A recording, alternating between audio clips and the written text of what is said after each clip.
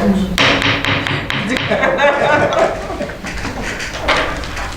I'd like to call to order our notice of the public hearing, it's a 2018 tentative budget as submitted by the county executive and the report of the Budget and Finance Committee. Let the record show it's Tuesday, October 3rd at 6 p.m. Anyone from the public wishing to comment on the tentative budget, please step to the rail and state your name. Hearing none, hearing's closed. Legislator Patel. Present. Legislator Kelly. Present. Legislator Sweet. Present. If we could all rise and salute the flag. And Legislator Kelly, if you'd lead us, please. I pledge allegiance to the flag of the United States of America and to the republic for which it stands, one nation, under God, indivisible, with liberty and justice for all. Thank you.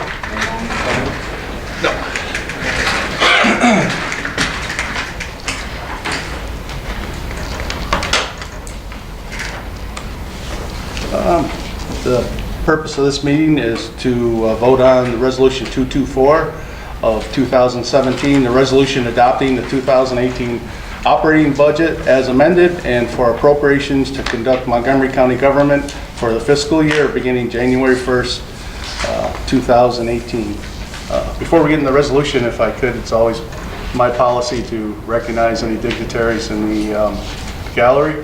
If we could, I'd like to recognize Helen Bartone, our Montgomery County Clerk, Dave Jordan, our Executive Director of Office of the Aging, and also longtime former Town Clerk of the Town of Mohawk, Karen Ford.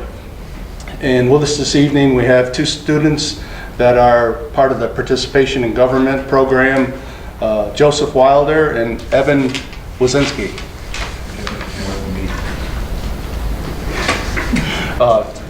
Would you, either you gentlemen, have any questions you want to ask about the government procedure? Just here to observe?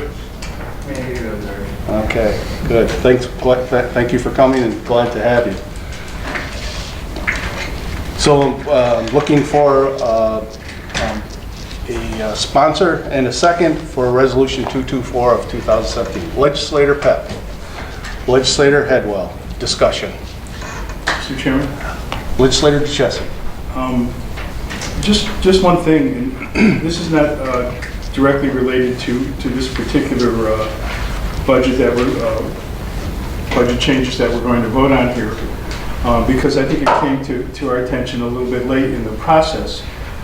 But at the last meeting, when we voted to transfer money to pay for a lawsuit, it suddenly occurred to me that we really don't address the number of lawsuits that the county faces right now as a contingent liability. And I think that as we go forward here into the next budget year, we should begin that process by performing some kind of an assessment. I don't know if in municipal auditing if contingent liabilities are considered or how they're categorized. But I think it certainly would help us if we were to look into it ourselves and hear from the county's attorney with respect to those contingent liabilities, and we can probably categorize them ourselves. And I think there are other things not directly related to the budget with respect to looking into the number of lawsuits that the county faces that we can discuss with our attorney's guidance as to what can be discussed in public and what can't. But I think much of this can be discussed in public, and that is going to be what I'm looking forward to, if we can find the right way to do that. Thank you, Legislator Chessie. What I would recommend on August 17th during Education Government, if you could maybe prepare just a little summary of what we have going on and what you expect.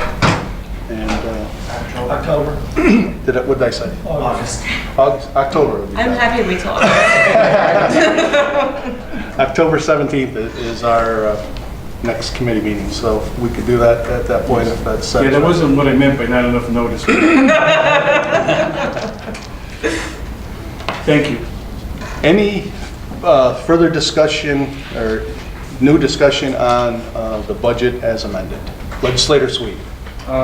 In regards to the $475,000 increase in revenue and sales tax, do you know what the year-to-date is?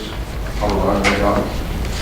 Right now, we're roughly 800,000 over, at this time, over the same period. Okay, so you're thinking it shouldn't be an issue to hit 28,475? No, we're going to exceed that this year. Okay. And I have one other thing. At our last budget meeting, we found that there was almost $1 million of revenue that we didn't realize in 2016 in the social services budget. Did you have a chance of looking into that at all?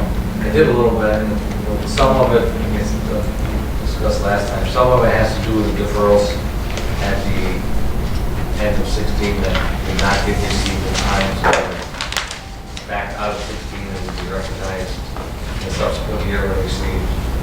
So we'll probably see. Right now, I can, we'll have a discussion next week with the dashboard. They're slowly catching up as far as they just submitted this week their September entries, so now they're only about a month behind me. I can have more detailed information for you when we discuss the dashboard. Thank you, Chair. You're welcome, Legislator Sweet. Anyone else? So before we vote, again, I'd like to piggyback on what Legislator Headwell said last week, and thank Chairman Pep for his guidance through this. He really broke down the budget, he dissected it, he put it in a format that was easy to understand and easy to go through, and presented his analysis. So I'd like to thank Chairman Pep for his hard work.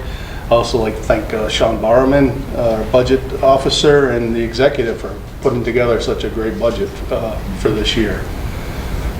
So saying that, we'll look for a vote. Should we do a roll call vote on the budget? So we'll do the roll call vote. Legislator Pack.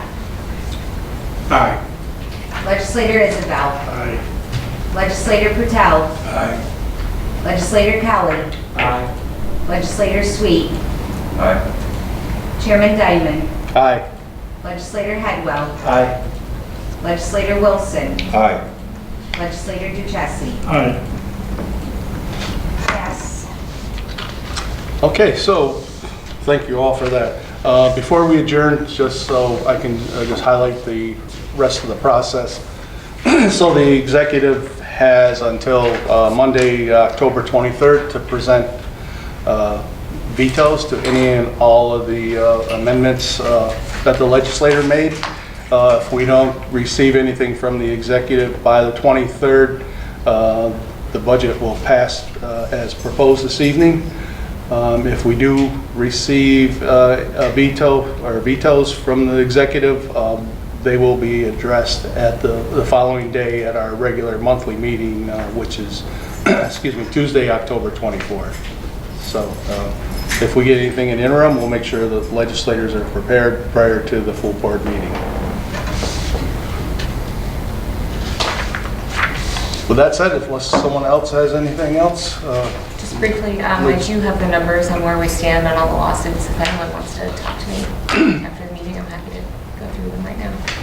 okay. I think we'll wait for the education government, but if anyone on their own wants to speak with the attorney, feel free to do so. With that said, I'd like to thank the county attorney for being here, and also our clerk of the legislature for helping out at the meeting. We're adjourned at 6:15.